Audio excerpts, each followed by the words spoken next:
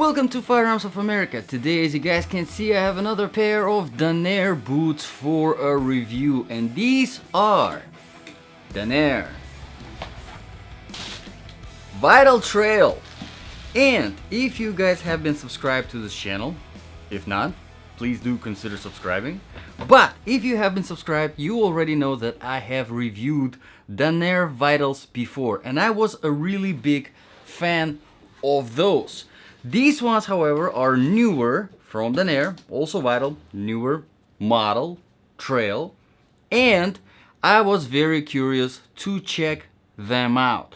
So, overall, to give you a brief overview of these boots, very comfortable, relatively lightweight, definitely true to the size, currently $139 on Amazon, so pretty affordable whenever it comes to Danair brand. If you're not familiar with it, very high quality stuff that definitely lasts. And you guys, some of you guys already know that I'm a big fan of Danair.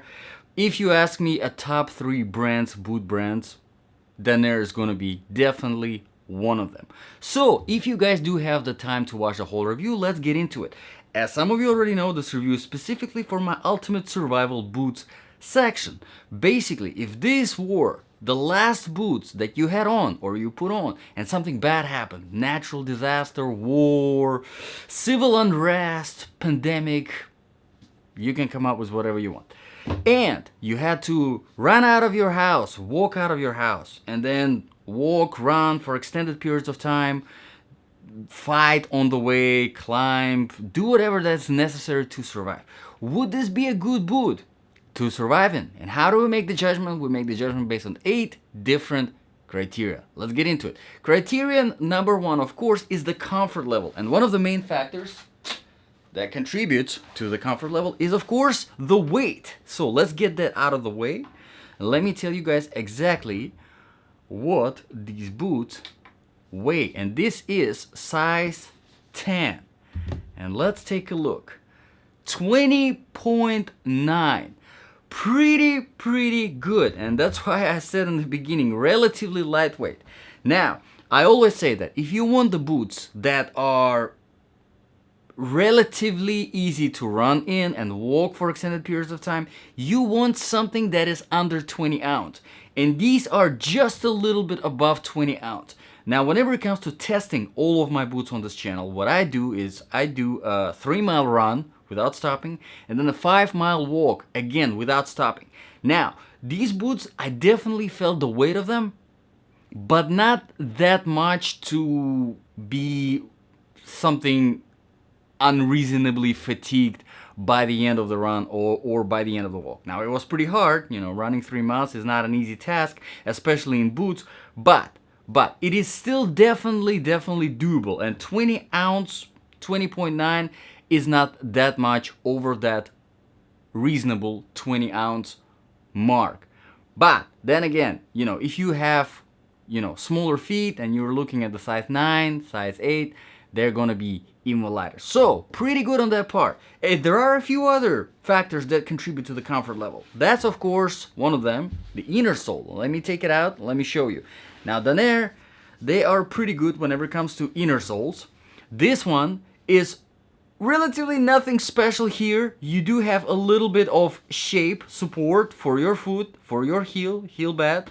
There is a decent amount of cushioning, pretty jelly feeling, overall pretty good. And whenever you remove the inner sole, there's really nothing special going on underneath it. It's just a hard rubber from the outsole. So nothing special over there. However, it does the job well. Now, there's another factor that contributes to the comfort level is, of course, the outsole, the flexibility of the outsole. Now, as you can see here, the outsole is fairly thick, even though it is pretty soft. It is fairly thick, so it is not very flexible. And that's one of the minor things that I wanted to point out here. Whenever you're running, it is kind of hard to run properly in this boot because, you know, running properly is, you know, not putting too much stress on your heel, on your ankles, and basically running using, you know, the toes, the make sure the amortization, okay, I always pick the hard words to pronounce for myself, is good. Here, however, it's not that easy to run properly. After about 1 mile, I kind of gave up on it and just started running using my heel. But because the inner sole is pretty good, it does absorb some of that impact. So overall, pretty decent. Now on the comfort level, I would give these boots a very solid 8 out of 10. I would have given them a little bit higher because overall they are comfortable. I do like the way they fit. They fit me very, very good. They create that wraparound feeling whenever you put your foot in. Prevents your foot from wobbling around, especially whenever you're running or going down the heel. I do like that a lot. But because they're a little bit on the heavier side, because I feel like they could have implemented a little bit more cushioning and a little bit more flexible outsole, I think 8 out of 10 is a very, very fair mark for that. Okay, so let's move on to the criteria number 2, proofing and protection. Now, these boots are waterproof. They do feature Danaire's own waterproofing technology, which is Danaire Dry. Now, I have a lot of Danaire boots with Danaire Dry. Never had a problem with it if you want to compare it to, for example, GTX, which is a much more expensive waterproofing technology. Really, I have not seen any kind of difference. It is just as good as GTX, and you probably already noticed that the tongue here is gusseted, and you have that much of the waterproofing, which is good. I think that the sizing is just perfect. Now that brings me to the next point, is the protection. As you can see, the toe here is soft, right? Keep that in mind. But because you do have that leather design going over the toe, especially over the toe, not over the full kind of like a toe box, but just specifically over the toe, which I don't know, could have just done the whole toe box, to be honest, but whatever. You do have a little bit of that leather, which adds up a little bit of the durability and a little bit of protection. And same thing in the heel. And of course, because this is a mid-size boot, because you have a decent amount of cushioning here in the shaft, you do get decent amount of protection for your ankles, which I do like a lot. So I think whenever it comes to waterproofing, whenever it comes to the protection, I think these boots, that's where these boots definitely do shine. And of course you do have a harder rubber on the outsole, which offers quite a lot of protection as well if you step on something that is sharp, and because it is thick, pretty good. But let's move on to the criteria number 3, which is the quality and the design features. Now, quality wise, Danaire never had a problem with Danaire whenever it came to the quality. They've been making shoes, boots from 1932, so they have been doing it forever. Never had any quality issues with them. Now, whenever it comes to the design features, this is where I usually talk about the lacing system. And yeah, let's talk about it. So as you can see, there are 4 pairs of close hooks, which I do like them a lot, because as you can see, they're not just your average material hooks, but they actually do have metal rings inside of them. And what that does is, of course, it adds up a little bit of weight, but it makes the lace slide through very easily and proportionally. So it's easy to put these boots on and take them off. I do like that a lot. I'm not a fan of flat lace, but because of this metal hardware, it makes it easier to lace it, so kind of balances it out. And you probably already noticed there are 3 pairs of open hooks on the shaft. There is a locking one, which makes it easier, again, to lace it, because it kind of locks it in place. Well, not like this, but whenever you have your foot in, it actually does lock it in place, so then you can set a different tension in the shaft, which is very good. And of course, this hardware actually right here is not metal, it's plastic, so keep that in mind. Saves weight, just as reliable as is this plastic or is this metal? Yeah, this is definitely polymer plastic. Keep that in mind. Okay, so done with that. Let's move on to the criteria number 4, the outsole traction and stability. Now, in order to test the outsole traction and stability, I use different surfaces whenever I do my running and walking test. I start with a newer tarmac, older asphalt, and then it gets into some sand, wet sand, dry sand, and then some rocky road, and then we have wet grass, dry grass, trail surface. Oh, and of course I finish up my tests on shiny surfaces like marble and tile. Now, these boots perform very well on most of the surfaces, except they're a little bit slippery on the wet grass because they don't have as much of an aggression as you would typically find in your everyday, day-to-day hiking boots. Keep that in mind. However, because there isn't that much aggression and they are more on the flat side, they perform very, very well on sandy surfaces and on shiny surfaces like marble and tile. Because this rubber on here is very hard, they do grip very good on marble and tile, and they don't sink into the sand, so pretty good. Let's move on to the criterion number 5, temperature. Now, because I was testing these boots in Florida heat, about 100 degrees, pretty hot. However, I did not overheat. Definitely breathable enough not to overheat in the heat.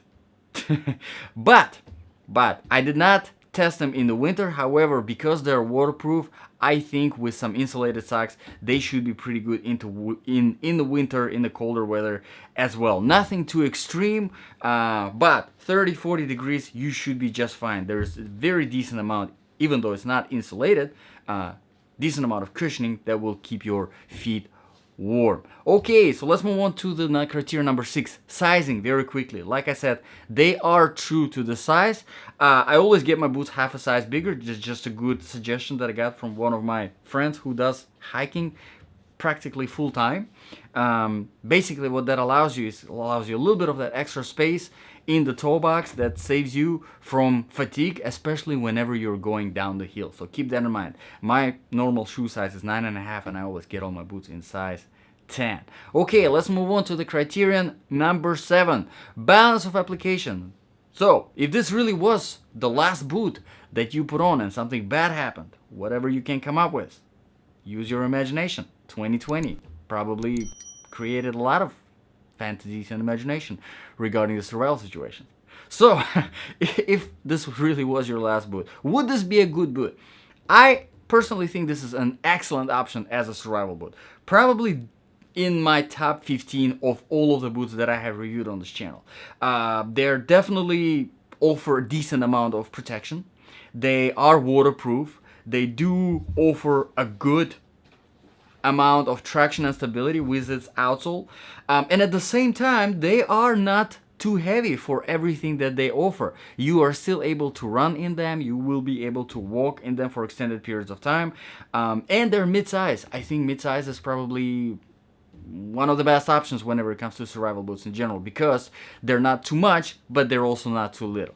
But again, it comes down to personal preference. You know, there is no the best option whenever it comes to survival, because some people prefer more protection, some people prefer more lightness. I prefer more lightness, but again, whenever you are not really sacrificing much of the lightness and getting a protection, that's of course a pretty good option. Now the very last criterion, of course, is the price. Like I said, they are currently $139 on Amazon. The link is in the description below if you want to check it out. Make sure you know the updated price because it always changes. I think there is a lot of good competition whenever it comes to that price range. You can find stuff from Salomon, for example, one of my all-time favorite boots, Salomon X Ultra 3 Mid GTX. They are also in that price range, and they really don't sacrifice really anything. They were the best ultimate survival boots. They were the ultimate survival boots of 2019, in fact. So keep that in mind. They are also in the same price range. Check them out if you are interested in the mid-size boot that is waterproof, that is very comfortable, that is lightweight, and offers a decent amount of protection. So let me know in the comments below, guys, what you think about these particular boots. Would you consider them as your main hiking boot? Would you consider them as your ultimate survival boot? I am very interested to know your opinions. If you have any suggestions regarding this review, if you have any recommendations or requests for my future reviews, also drop them in the comments below and I'll be happy to address them. I have a special to-do list where I put all the requests, and whenever stuff is available, I try to get that first. Thank you very much, guys, for watching, and I will see you guys in the next video.